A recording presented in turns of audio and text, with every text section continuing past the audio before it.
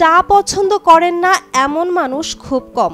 শত বছরেরও বেশি সময় ধরে উপমহাদেশে পানীয় হিসেবে চা খুবই জনপ্রিয়। এর পেছনে মূল কারণটা হলো চায়ে ক্যাফেন নামক একটি মৃদু উত্তেজক উপাদান থাকে, যার ফলে চা পানে শরীর ও মন চাঙ্গা হয়। তবে অনেকেরই চায়ের সাথে ধূমপান করার অভ্যাস আছে।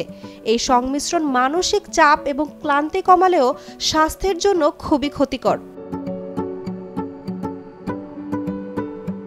চা এবং সিগারেটের সংমিশ্রণ হৃদরোগের ঝুঁকি সহ অন্যান্য অনেক রোগের কারণ হতে পারে। একটি সিগারেটে 6 থেকে 12 মিলিগ্রাম নিকোটিন থাকে, যা হৃদযন্ত্রের জন্য ক্ষতিকর।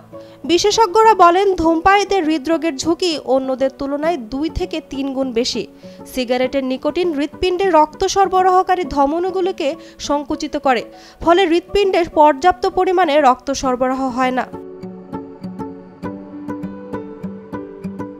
চায়ে পলিফেনল নামে প্রাকৃতিক যৌগ থাকে, এগুলোকে হৃদযন্ত্রের জন্য উপকারী বলে মনে করা হয়। কিন্তু চায়ে দুধ মেশালে উপকারী গুণাবলী নষ্ট হয়ে যায়। দুধের প্রোটিন চায়ের পলিফেনলের প্রভাব কমিয়ে দেয়, ফলে বেশি চা পান করলে হৃদস্পন্দন বেড়ে যেতে পারে। এছাড়াও উচ্চ রক্তচাপের সমস্যা হতে পারে।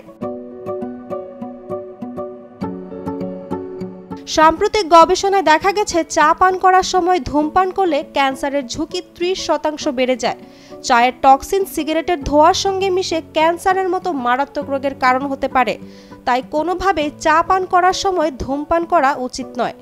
স্বাস্থ্য বিশেষজ্ঞরা বলেছেন চা পান করার সময় ধূমপান করলে এই ঝুঁকি আরও বেড়ে যায়, কারণ চা শরীরের কোষগুলিকে উদ্দীপিত করে এবং সিগারেটের টক্সিনের প্রভাব বাড়ায়। চা এবং সিগারেটের সংমিশ্রণ পাচনতন্ত্রের ওপরও প্রভাব ফেলে। বিশেষ করে এটি অন্ত্র এবং পেটের উপর খারাপ প্রভাব ফেলে, ফলে পেট ব্যথা, অ্যাসিডিটি, গ্যাসের মতো সমস্যা দেখা দিতে পারে। ধূমপান করার সময় সবাই প্রশান্তি অনুভব করে, কিন্তু পরে এটি মানসিক চাপ এবং উদ্বেগ বাড়ায়। উর্মি আক্তার সোমা, কালের কণ্ঠ।